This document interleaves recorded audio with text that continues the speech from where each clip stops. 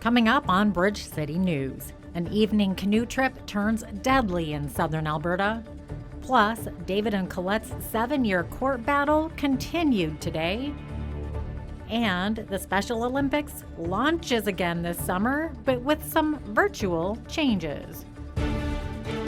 Your nation, your province, your southern Alberta. From the heart of Lethbridge, it's Bridge City News with Jeanette Roche. Hello, and thank you for joining us. 2 teens are dead, and RCMP are searching for a third youth following a drowning incident last night in the area of Spring Coulee on the St. Mary River. According to RCMP, last night approximately 10 people had gone swimming and canoeing earlier in the evening. At around 7:30 p.m., 3 girls in the group encountered difficulty while attempting to leave the water. One of the girls was located and pronounced dead at the scene. The 2 other girls were swept away and not immediately located. Lethbridge Search and Rescue attended to assist throughout the evening. This morning at approximately 6:30 a.m., a second girl was located and pronounced dead. RCMP Air Services are now assisting with search efforts for the third missing youth. The river was swollen and engorged. My understanding is around the time that the incident occurred, which was approximately 7:30, someone else had attended that area to pick up the group, and it was at around that time that the difficulties were encountered. The age of the girls, one was 17 years of age, and the second youth was 16 years of age. Search efforts are still ongoing for the third youth. I do not have her age, but is believed to be of similar age. Our thoughts are with the family and the community regarding all these youth involved. David and Colette Steffen's court battle continued today. The Alberta Court of Appeals sat to hear the Crown's challenge of a couple's acquittal in the death of their son. The Steffens were accused of not seeking medical attention sooner for 19-month-old Ezekiel, who died in 2012. The Crown will argue that the judge who found the couple not guilty of failing to provide the necessaries of life committed a number of errors and showed bias toward an African-born medical examiner. Video journalist Naveen Day has been following the case today. Naveen, what is the latest? Thank you, Jeanette, and that is exactly right. One of the major issues surrounding this appeal is race. Crown Prosecutor Rajbir Dhillon brought up the issue of apprehension of bias. He says that Justice Claxon used insulting comments against former Chief Medical Officer Dr. Bamadil Adiegbo, stating that his speech was incomprehensible, used garbled enunciation, and dropped the H's in his speech. On the other side, defense lawyer Jason Demers argues that the charter right to a fair trial is being violated and that the judge and legal counsel would not be getting a fair trial if a key witness could not be understood. He notes that Justice Claxon, who continually interrupted Dr. Adiegbo, was doing so for clarification and to ensure that the trial was fair. Back to you, Jeanette. Thanks, Naveen. That was video journalist Naveen Day, who was in attendance via video link for day 1 of the hearing. 23 firefighters from 4 stations responded to a West Side barn fire early this morning in the 200 block of 30th Street West. Around 3 a.m., they found a barn fully engulfed in flames. The fire was discovered by a Lethbridge Herald news carrier who awoke the owner. The owner then called the fire department. There were no injuries reported, and the total damages are estimated at $50,000. The cause of the fire is undetermined. If someone had said to you back in December that by April, millions of people all over the world would be infected with a mysterious new virus that has no vaccine, you'd think they were talking about a Hollywood script. It's happened so fast, it almost doesn't seem real, and it has everyone asking, when will it end? BCN's Loris Alexander went looking for answers of when or if we can ever return to normal. The doors might be open at Brown's Social House, but it's far from business as usual. It's really a lot of increased cleaning. We've undertaken a very intense disinfection sanitization regime. We do it every hour. Every high contact surface is disinfected, sanitized. In addition, increased cleaning practices for tables. So where we would normally focus on the tabletop itself, it's now a full 360-degree tables, chairs, chair legs, chair backs, the whole 9 yards. And then, of course, not setting the tables, bringing things out to guests as they need them. Brown's is not the only business to incorporate meticulous cleaning practices. Tommy Guns requires you to go through a screening process before you're even approved for an appointment. We're not taking walk-ins right now, which is a little bit different. We ask people to sign in online at TommyGuns.com or on our app, Tommy Guns. From there, you'll get called for some screening questions. Sales manager Archie White at McDonald Nissan says people do a little more work online before they come into the dealership. Our traffic was down anyway. People deal online a little bit more. One thing we had to do in our service department is because it's a smaller area in our service drive-through is it's just limit one car every visit. So normally we'd have the door open, 2 cars in, 1 car waiting outside and handling every person. You just can't do that anymore, right? Because you have to limit how close you get to people, right, on a daily basis. So for Bridge City News, I'm Loris Alexander. Thank you, Loris. And as the province prepares to reopen the economy, they're also prepared to pass Bill 22, or the Red Tape Reduction Implement Act of 2020. They say that it will help reduce red tape for Albertans and businesses preparing to reopen. The bill proposes 14 legislative changes across 6 different ministries. Several of these proposed changes promote job creation and support economic growth by removing unnecessary burdens for Albertans and businesses. Other changes include speeding up government approvals and enhancing transparency, eliminating outdated requirements, and reducing the administrative burden on municipalities. Alberta plans to have students back in class this September with some health measures in place to deal with COVID-19. Education Minister Adriana Lagrange says a decision will be made by August the 1st. The plan is to screen students and staff, enhance cleaning of all surfaces, and hand hygiene when students enter and leave schools. Students have been studying and working with teachers online since in-school learning was canceled on March the 16th due to the pandemic. I'm pleased to say we have a pragmatic plan that lays out the different scenarios our schools may face come September. It details 3 possibilities for student learning, which will be based on the pandemic situation. In the first scenario, which is the scenario we are targeting, near normal operations will resume and students will return to daily in-school classes with some health measures. In the second scenario, in-school classes will only resume partially because of additional health requirements. And in the third scenario, at-home learning will continue. Our goal is to get us back to normal learning as soon as possible. Are parents well educated when it comes to what their children are being taught in school? Donna Trimble is the Executive Director of Parents for Choice in Education, and she says parents should really be concerned about what our kids are being taught, especially when it comes to sex education and gender studies in the public school system.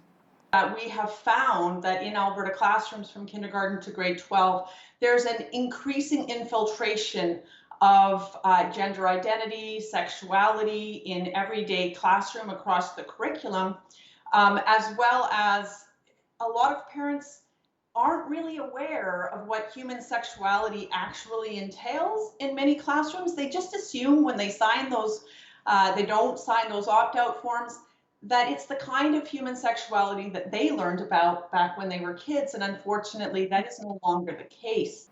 Catch the full interview with Donna Trimble coming up in the second half of our show. If you want to support the Special Olympics, this summer is your time to shine. Lethbridge Police Service and Special Olympics Canada have teamed up for their annual torch run, and this year they're going virtual. Participants are invited to take part in 3 activities: walking, running, and biking. We have come up with a new idea of a virtual summer series. And so we rolled this out. Normally we'd be taking off on a bike ride to Edmonton tomorrow, our annual bike ride to Edmonton, the 500 kilometer, but we came up with a virtual series this year. There are 2 different ways of doing it. There's a Google document that a person will be able to just fill out their mileage, or Strava. So we've signed up with Strava, and there will be a group and our team, which will be under 2020 Virtual Summer Series, and you'll be able to sign up and all your mileage will be tracked through a smartphone, smartwatch, or whatever device you have. Registration costs $15 per leg and $45 for all three. You'll be supporting over 3,000 Special Olympic athletes across the province. The Nikayuko Japanese Gardens is reopening to the public for the summer starting today. Nikayuko will only have 50 people allowed in the garden per hour, and only 10 people will be allowed in the visitor center and tea pavilion at one time.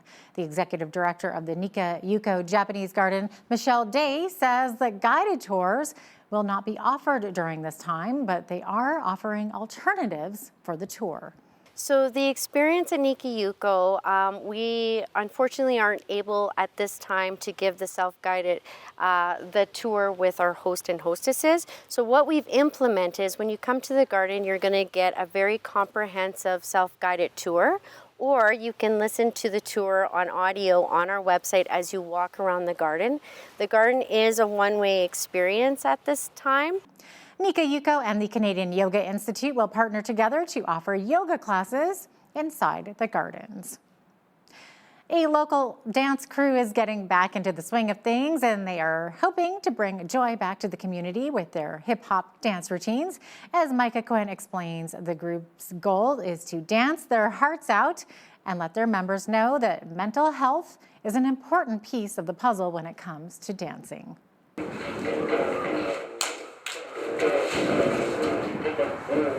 LA Viragos is a hip-hop dance crew based out of Lethbridge, and the founder of the group, Shay Smith, says the main goal of the group is to inspire women.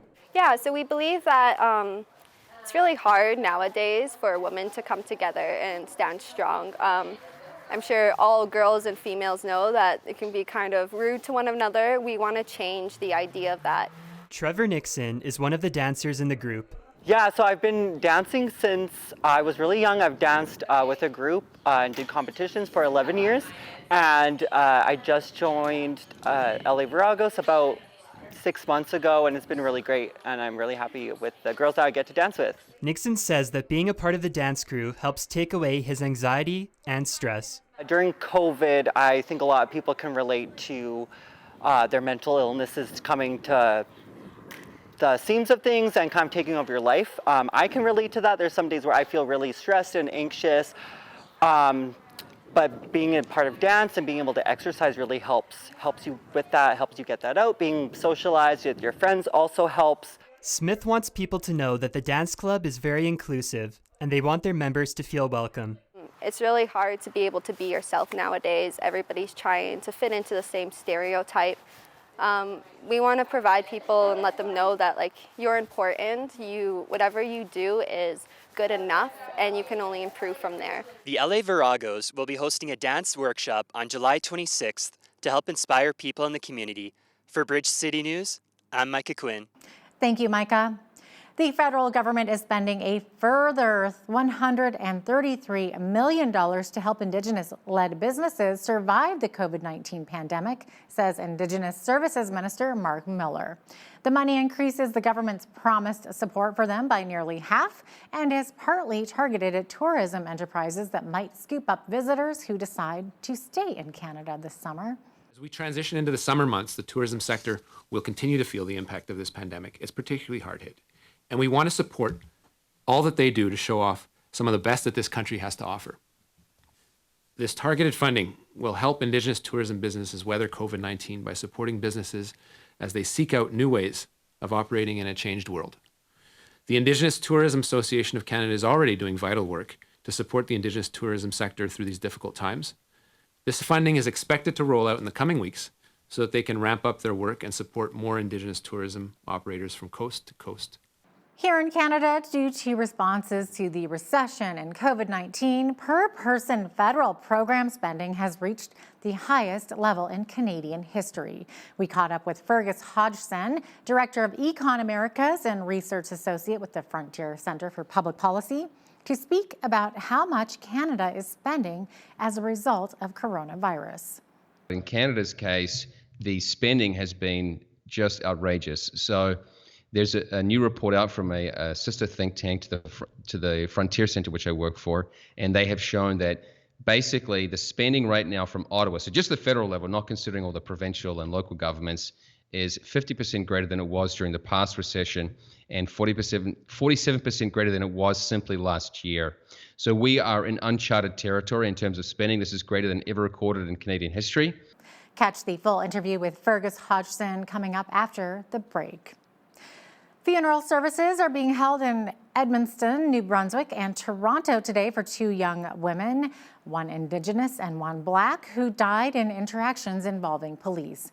26-year-old Chantel Moore was shot and killed when an officer performing a wellness check allegedly encountered a woman with a knife, while Regis Kerchinsky-Paquette fell to her death from a 24th balcony while police were in her home responding to 911 calls. The lawyer for her family says a public memorial will occur once the details are finalized. The Green Party's Elizabeth May is calling the RCMP a racist institution. Prime Minister Justin Trudeau says systemic racism exists in institutions across the country, including the RCMP and other police forces, and that they must do better to ensure fairness for all Canadians. He is defending Commissioner Brenda Lucki, who says yesterday that she's struggling with the definition of systemic racism.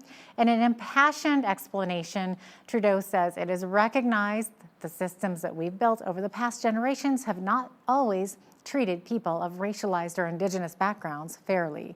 Trudeau says that he's worked closely with Lucki over the years and that he trusts that she can lead reforms at the RCMP.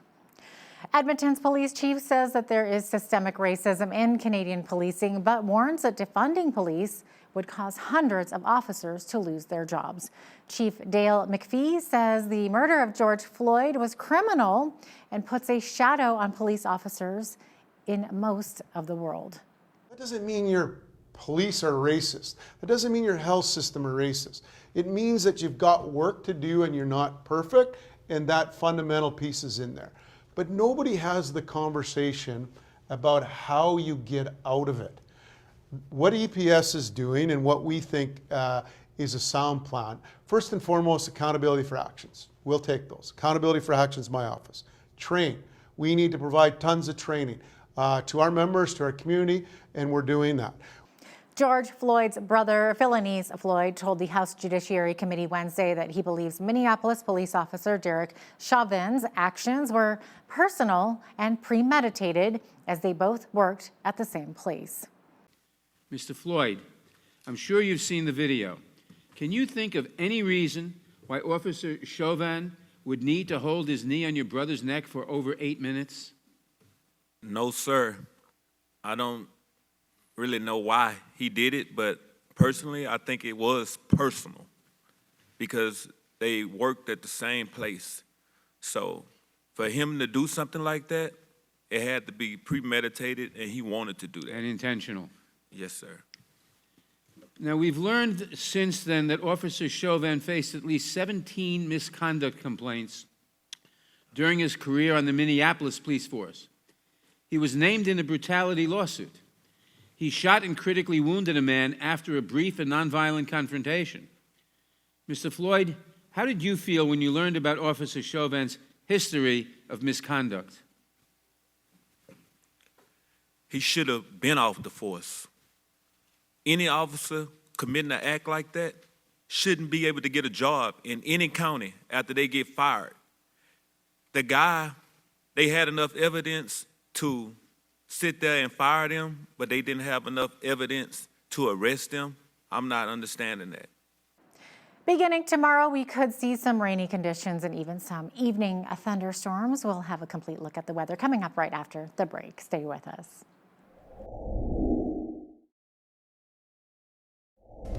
Welcome back. Here's a look at our Lethbridge weather for this evening. Into tonight, we're going to be seeing clearing skies with a westerly wind of 20 kilometers per hour, gusting to 40 at times.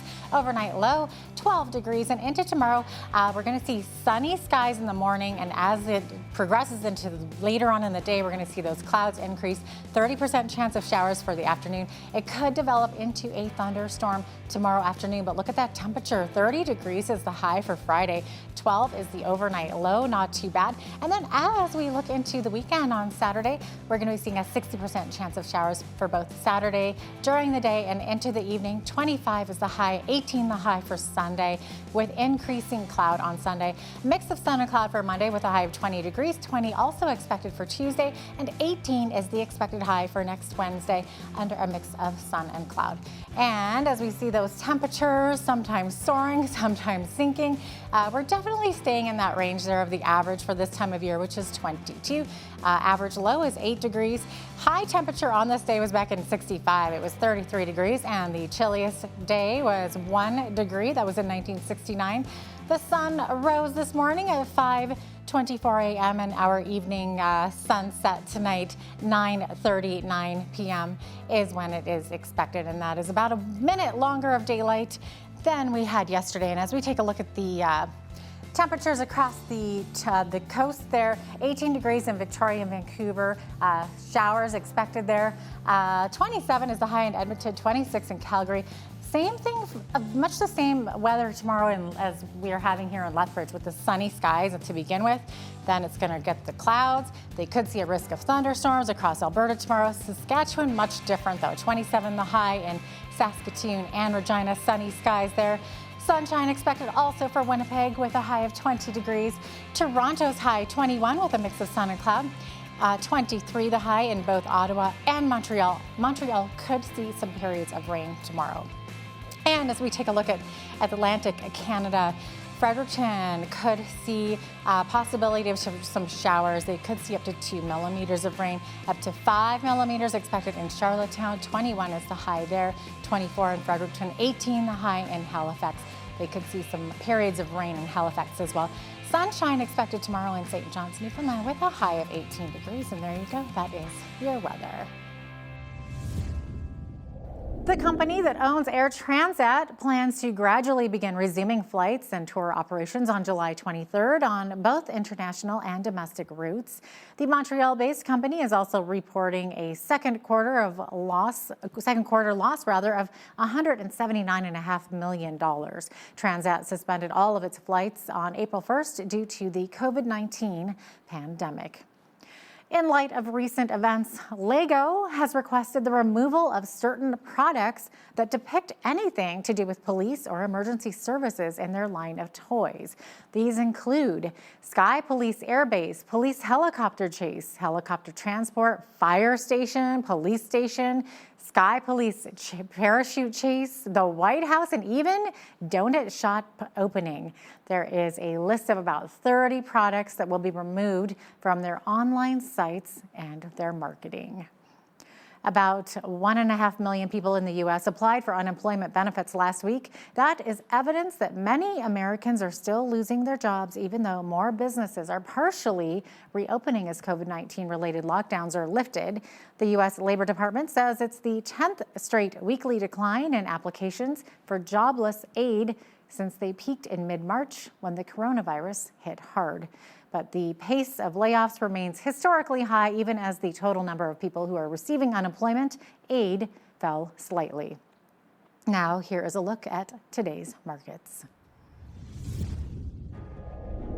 The TSX was down 650 points today to 15,050. The Dow was down 1,861 points to 25,128. The S&P 500 was down 188 points to 3,002. The Nasdaq was down 527 points to 9,492. Oil was down $3.46 to $36.15 per barrel.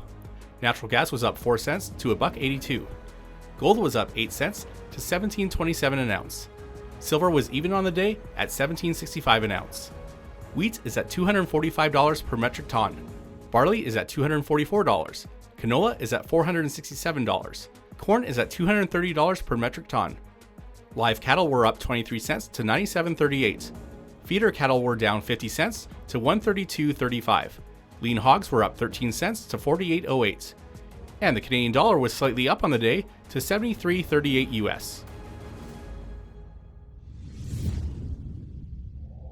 Recapping one of our top stories today, Alberta RCMP say 2 teenage girls are dead and 1 is missing after they went swimming and canoeing in a river with a group of others. Police say officers responded to a call of a drowning last night on the St. Mary River in the area of Spring Coulee, about halfway between Lethbridge and the U.S. border. Coming up after the break, we speak with Fergus Hodgson, who discusses how much Canada is spending as a result of coronavirus. That is coming up right after this short break. Stay with us.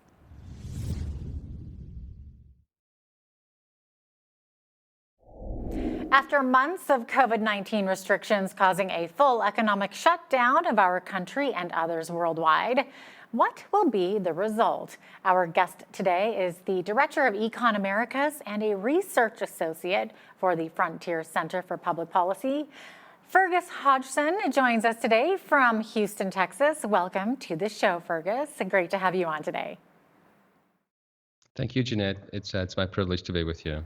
Excellent. Now, Fergus, there's been some debate over the past few months on whether or not it's been a good idea to shut down the economy during this COVID pandemic. Health experts, of course, are saying it's more than necessary for the good of public health, while perhaps some business owners or even economists think that it's not such a great idea. Where do you sit on this debate? Sure. It's a really difficult question, but the first maybe angle to address is what are we considering here?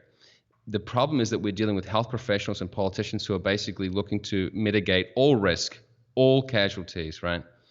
And economists, we think in terms of trade-offs. We know that there can be some deaths caused by the virus. There can also be deaths brought about by a shutdown of the economy, because we know that a poorer economy brings suicides, it brings lower wages or salaries, and that brings shorter lifespans, broken marriages, whatever it may be. There are all these secondary factors, so we seek to bring a balance. And the truth is, it's very hard to know in such with such limited information initially how to make that trade-off. The truth is, though, now the information is in, and we know that only a small proportion of the society is vulnerable to this, and therefore the lockdown should be removed immediately, or should have been removed earlier than it has been. It's gone on far too long. I'm here in Texas, and people are basically back to regular life. Oh, wow. Wow. In short order, too. I know things are starting to open up here as well. Now, do you think that governments worldwide overreacted to the threat of COVID-19 by shutting down their economies?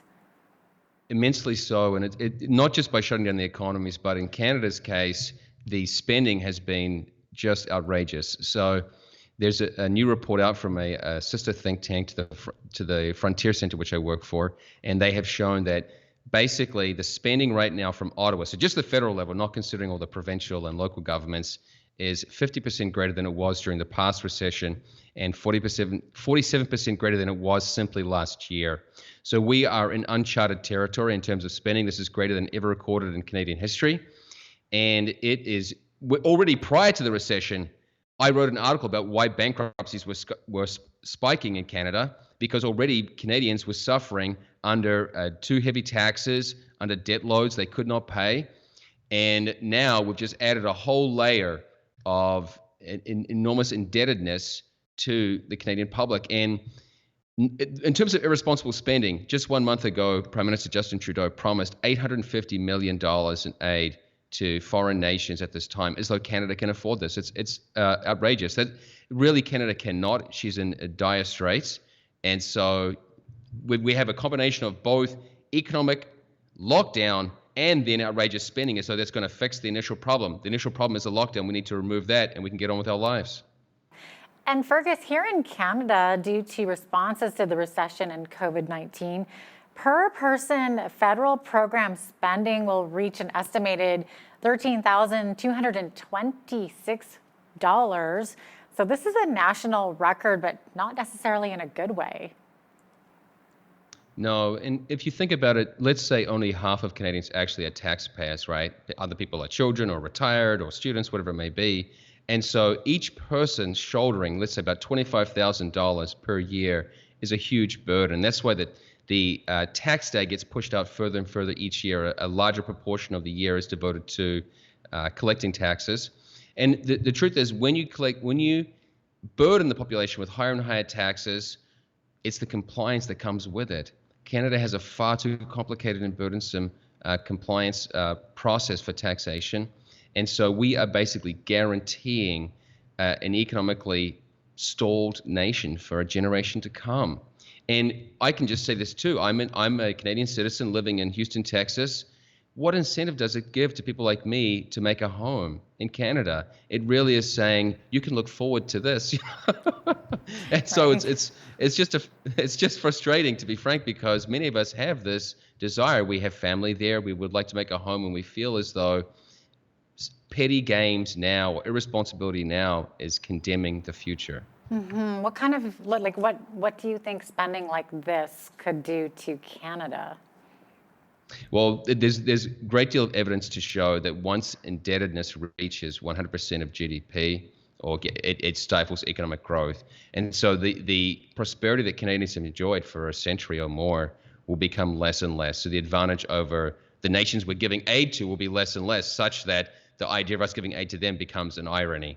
And so largely, we just find Canada becoming less competitive relative to other nations such as Australia, the United States, where I'm from, New Zealand. And so you will see, which is somewhat of a strange thing, but you will see a hollowing out of the country, that more people will come south to the United States. I go to business school here in Houston, and we have many Canadian students who come down because they say, lower taxes, much better salaries, lower cost of living. It makes sense. And I don't want that to happen I don't want this trend to get even worse, right? So right now, the disparity from only last year, which was supposed to be a record already, is enormous. So you can take your pick, whether it's sending money to fund abortions abroad or giving money to international students in Canada. This spending is totally unnecessary. It has nothing to do with fixing the coronavirus. And so we're dealing with basically a self-made crisis. The lockdown and the irresponsible spending are far worse than the actual coronavirus. So in your opinion, is this irresponsible spending, or is it something that the country had no choice in doing?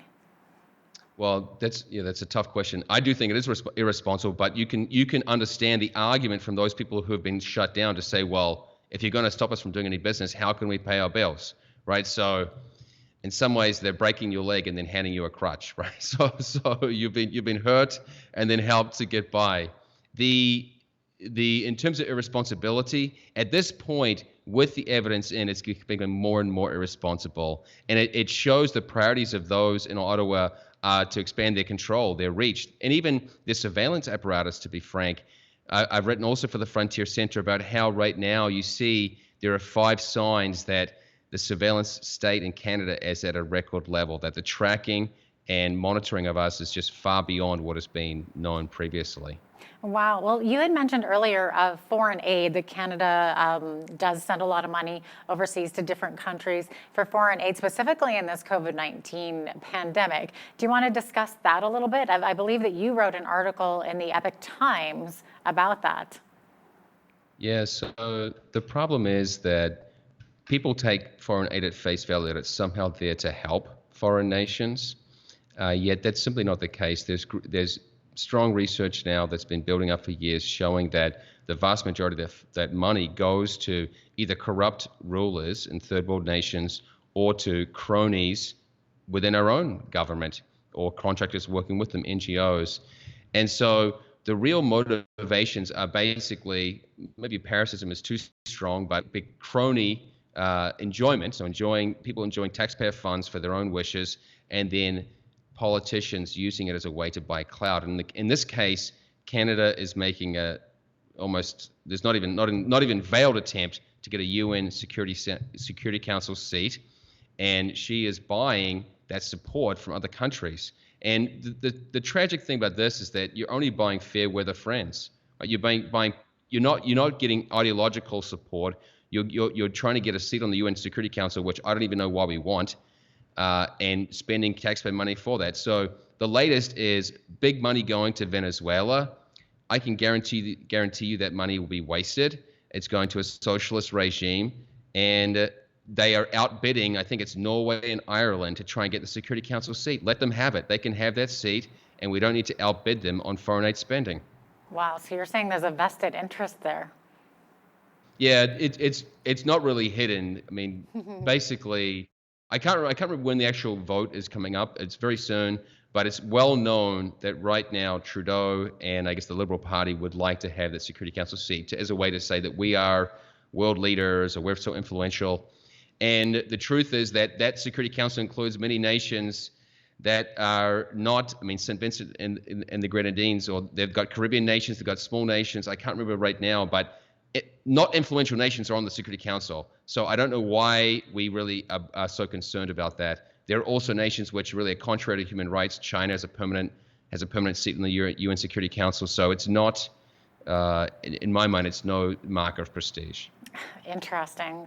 Now, in a National Post commentary by 4 infectious disease doctors, they discussed their study, which showed in Canada the individual rate of death from COVID-19 for people under 65 is 0.0006%. So this is what, the equivalent risk of dying in a vehicle accident? What are your thoughts on this? Well, we all get in cars almost every day, and we don't even think about it. So that's why when people still want to wear these masks, I can't even go back to Canada to visit my family right now. Right, I've got family in Quebec, and there's a block on non-essential travel crossing the border. This is insane. We are going to such great lengths and hurting ourselves for no good reason. And it just is mass hysteria, to be frank. It's really, maybe at the outset when we had so little information we didn't know, fine, okay, people made rash decisions. But we've had 2 months of experience with this now. We know with the situation, we know it is such a low risk for people who are not immunocompromised. So yes, the risk is so low that it's very hard to justify at this point. And it just shows too, this is where I'm so glad that you let me speak, and I'm glad to work with your network, that you're letting alternative voices be heard, because so much media is fear driven. And so they want to pile up these casualty rates or death counts or whatever. And we know that data is very difficult to scrutinize, to confirm. So I'm glad that gradually alternative media in particular, and the National Post you mentioned, have been giving another perspective here and showing that the risk is so low, it's been blown totally out of proportion. Wow. Now, Fergus, during this time of COVID-19, there have been unprecedented stimulus packages constantly rolling out, both in the States and Canada, of course. In the States, it's costing the U.S. $2.2 trillion, surpassing the amount of $24 trillion, right, in the national debt? Well, no. Basically, there's no hope of ever paying the national debt off in the United States. And I just heard that the balance sheet of the Federal Reserve is now $7 trillion, and I think it went up to three or 4 trillion in just the last couple of months. So the expansion is unprecedented. And the reason why this is actually going to lead to inflationary pressure is the way that not only are they printing money digitally, they have constrained the economy. At least in the US, it's less constrained now. But when you both constrain economic activity and inflate the currency, naturally you will generate inflation. And so both in Canada and the United States, the real interest rates now are below zero. So in the US, it's at zero. In Canada, I think 0.75%, the retail rate. And so you are looking, basically we're building a new bubble to create a new financial crisis in the future by all this easy credit, rather than basically tightening our belts and showing a little bit of common sense that actually when there's less economic activity, we should be spending less, not more. And we should be opening the economy as swiftly as possible to allow people to be productive. Because if we all stay at home, it's just common sense that if we all stay at home and don't go to work, who's going to produce anything? It's ridiculous. So it can be painful for me to talk about, really, because just like you, I care about Canada's future, and I just see us being our own worst enemies. You're saying it true. Maybe explain how inflation, because you talked about inflation, explain how inflation is a hidden tax. How is the cost of inflation, how is that determined? Well, sadly, it is a tax on some people more than on others. So The point is that people who are on fixed income, so if you've set a contract for a year and there's inflation, if prices are rising, if the currency is devaluing, you're getting paid less. But if you are an owner of assets, shares, or other, let's say utilities, your incomes can rise, right? They can be buffered by inflation. So it's basically a tax on the working class, the people who hold cash and earn set amounts. Obviously, anyone who's holding cash, you're being fleeced right now. And that's why it's such an irony that progressives will often promote modern monetary theory or greater spending through money creation, because it's really fleecing the most vulnerable among us who don't have the capacity to offset that inflation, who don't have the capacity to buy non-dollar denominated assets. So anyone who's earning in a set currency amount or holding set currency, you are being taxed through inflation. And your purchasing power is going down in an unequal manner. So it's basically a regressive tax on Canadians. Wow, a burden. Fergus, we are out of time, unfortunately, but thank you so much for joining us today, and thank you for your time with us. It's great to have you on the show. Jeanette, I'm proud to be with you. All the best for your channel. Cheers.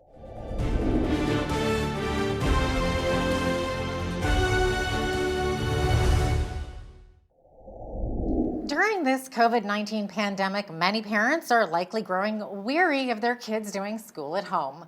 Soon enough, though, our kids will be back in class. The question is, do most parents know exactly what is being taught, especially in the area of sexuality and gender content? Today's guest has some concerns. Donna Trimble is the Executive Director for Parents for Choice in Education. Donna, welcome. Thank you very much for having me. Okay, so Donna, can you tell us what types of sexuality and gender content is leading to increased levels of student distress and parental concerns? Can you share some examples, maybe? Sure. Let me start just by explaining that Parents for Choice in Education is an organization that advocates on behalf of all parents having the right to be the primary educator and caregiver of their own children. So we don't take any position on what it is that a parent may choose to allow or want their child to learn in the classroom. What we seek to do is to ensure that parents are well informed so that they can choose wisely what it is that their children are receiving and opt out of content that they do not deem appropriate for their children at that time or going forward. The unfortunate thing is that we have found that in Alberta classrooms from kindergarten to grade 12, there's an increasing infiltration of gender identity, sexuality in everyday classroom across the curriculum, as well as a lot of parents aren't really aware of what human sexuality actually entails in many classrooms. They just assume when they sign those, they don't sign those opt-out forms, that it's the kind of human sexuality that they learned about back when they were kids, and unfortunately that is no longer the case. As a result, we have a large number of first-hand accounts of children and parents that are deeply concerned about what their children have faced in the classrooms across the province, and we just want to make sure parents are aware that this is possible. Okay, well, I'm being told that gender spectrum and gender fluidity, multiple genders, etc., is being taught as a scientific fact, not necessarily as a theory. So what kind of scientific evidence is being presented in the classroom to back this up? I honestly couldn't say.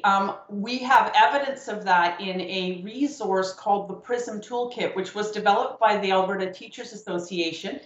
It's a voluntary optional resource for teachers to integrate gender identity and sexuality across the curriculum. So they are given ideas of how they could integrate these concepts into language arts, mathematics, and even in science. And I can read off of here, literally from in one section of this resource. There's a Biology 30 and Science 9 question that requires students to respond with the gender spectrum, and those are quotes, as a, quote, more authentic way of understanding gender. And so the bottom line is that if that is sitting in a science exam, the assumption on the part of students and what they must answer in order to get a correct answer based on this Alberta Teachers Association resource, which some teachers choose to use in the classroom, is the gender spectrum. I'll give you a few case studies. Quite a few years ago now, at least 2 years ago now, we heard from a mother of a junior high school student, and just so you know, we don't just say these things.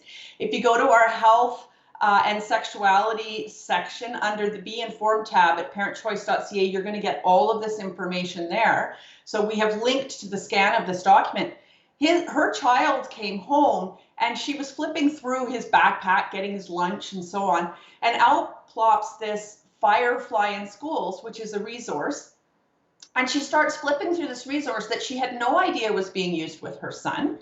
And in it, there's a page where it explains and demonstrates that a person's biological sex is completely independent from their gender expression, orientation. And I'm reading this directly. There's a glossary in this little pamphlet that explains terms like cisgender and non-binary and genderqueer, gender fluid, agender, asexual, aromantic, and so on.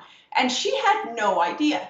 Now, someone could make the argument, well, okay, so he brings this home, somebody came in and presented it. The family can just have a conversation with him, talk about the fact that everybody has different perspectives, because you and I know that there isn't a common understanding of whether gender is separate from biology across the population. But the bottom line is that children are harmed when they are presented this information without the awareness of parents. And so I go to the fourth firsthand report that we have on our website, which is an actual court affidavit, sworn court affidavit. And there are two sections to this affidavit, one from the child and one from the parents. Now, the parents had specifically requested that their child not be presented with any confusing information about sexuality and gender because she lives with autism. And I want to quote what this child swore in her affidavit. She said, after attending the Firefly presentation, so here it is again, this was several years later, so this organization is still going into kindergarten through grade 12 classrooms. I started having persistent thoughts that I'm more masculine than feminine, that I was really a boy trapped in a girl's body, that I'm attracted to girls. And I felt very screwed up by these thoughts. Prior to hearing the Firefly presentation, I had never once had these thoughts. These ideas were presented to me for the first time by the two Firefly presenters. So this is evidence that because parents were unaware that this organization was coming into the classroom, and because the school was not respectful of the wishes of the parents, this child is now suffering on ongoing trauma from having experienced this presentation. So these are not just, this might happen. This has happened. And if you go to our case studies, you're going to find case after case through our links of children that have been negatively impacted. And there are organizations like SOGI 123, which started in British Columbia and is now in Alberta, presenting resources and content for teachers like the PRISM Toolkit, Firefly in Schools, and other organizations that are coming into schools and introducing this content. So it's very concerning for us, primarily because parents are being left in the dark. It's fascinating. What legal rights do parents have? Does the school have to notify parents when their children are going to be taught on these kinds of human sexuality topics? Right. So the bottom line is we do have opt-out provisions, which are fantastic. It's section 58.11 of the School Act. But there are major gaps and loopholes in those opt-out provisions. So I just want to quickly read it so parents know what it says. It says a board shall provide notice to a parent of a student where a course of studies, programs of study, or instructional materials, or instruction or exercises include subject matter that deals primarily or explicitly with religion and human sexuality. So what that means is that the school must, if they're going to be teaching health and sexuality, they have to send home a form to the parent, and the parent, if they sign that form to opt their child out, then the child will be removed from that classroom study without any penalty. Problem number one, the statement that it has to be primarily and explicitly about human sexuality. So what that means is that if it isn't being taught specifically for that content in human sexuality, if it's being introduced on the side through language arts or a science question like we just discussed, there's no opt-out provision for that. If it's in a resource or a book in the library, there's no opt-out provision for that. It has to be primarily and explicitly within the context of human sexuality itself for the parent to opt out. So that's one loophole. Loophole number two is the fact that this is notification, not consent. So what that means is that the teacher either puts on the website or sends home a piece of paper with the parent, with the child, and backpacks are busy places. If the parent misses that opt-out form or doesn't see it on the website and doesn't sign it, that child's in that class. That child's receiving that content. And as the child gets older, we all know, we were kids, they don't want to necessarily leave the classroom when certain content is being taught. And so there may be an intentional leaving out of that opt-out form because they don't want to stand out. So that's a concern. We would advocate that there should be an opt-in where the parent actually can see all of the content, especially of sensitive stuff like human health and sexuality, on a website and decide for themselves what they want to teach, what they're going to allow the school to teach, and that the school should have to receive a form to allow it to take place, not the other way around, because this is too sensitive for that. And the other thing is that this opt-out provision is for instructional time. So it ignores everything that could happen outside of instructional time, before and after school, at lunchtime, in clubs, peer support clubs or anti-bullying clubs. Any content that takes place in those settings is outside of the opt-out provision. And so if your child happens to join a club, the school need not inform you that your child is in that club. Now, we all know that in Alberta, we've had this huge battle about enforced secrecy under a law that was put into place by the NDP called Bill 24 at the time. Now, because the UCP has come in, Bill 24 is gone. It disappeared with the enactment of the School Act, which is a whole new school act here in Alberta. The problem is that that piece of legislation forced many schools to write into their school board policies that they would not inform parents that children are attending these clubs, but only say, and there's specific wording that I won't read out, but that will only say that a club exists, but not that a child is in it. That's no longer the law, but unfortunately it has not been removed from school board policies across this province, specifically in the public and Catholic schools, meaning teachers are still, because of the law of the land within their divisions, forced to keep secrets from parents. So there's so many loopholes here that allow this content to accidentally be presented to children that parents need to start fighting back and asking to have their right to know exactly what their children are being taught back again. Mm-hmm.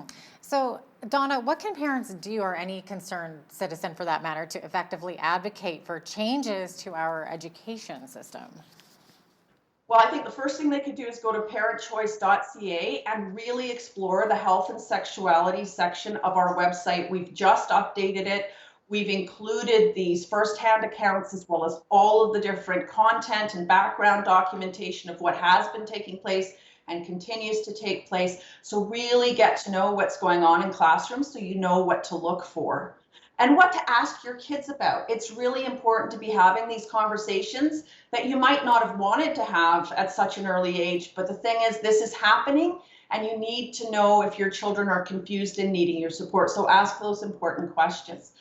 We also have restarted our Parental Consent is Key open letter campaign, and that is an open letter that is being sent both to the UCP and government of the day, as well as to trustees and school divisions, demanding some practical common sense solutions that would resolve these loopholes that are creating safety issues for students in schools. So please go on there. Under our Take Action, you're going to find the Parental Consent is Key and put your name on there. And while you're there, check off the box to receive our newsletter so that when we call you out to take action in the future, you can do that as well. We're only as strong as the supporters that want to help us to advocate for parental choice in education. And we also have other options in the Take Action on how you can communicate with your government of the day, with your local trustees demanding changes. We provide you with all the contact information. That's again under the Take Action tab. So, you know, there's so many things that parents can do, but start by really making yourself aware. Your children are at home right now, but eventually we will be going back to the classrooms. And this is stuff that still has not been corrected. This is happening. There are people bragging about the fact that there are these loopholes that prevent parents from caring for their own children. Fundamentally, this is about family. It's about parents' right to raise their own children. And if we lose that, it is the foundation of a free society. So we all should stand up, regardless of whether you're comfortable with this content being provided to your children or not. We should be standing up for one another's rights to be the primary caregiver and educator of our own children. Interesting stuff, Donna. Thanks so much for your expertise on all of this. You bet, you bet. And please come down to parentchoice.ca, sign up to our news list, sign the parental consent is key open letter, and let's take back the schools and bring family back to the center of our education landscape. Thank you so much, Donna. Donna Trimble, Executive Director for Parents for Choice in Education. For more detailed information on what our kids are being taught and how to advocate for change in our education system, check out their website at www.parentchoice.ca. On behalf of all of us here at BCN, thank you for watching.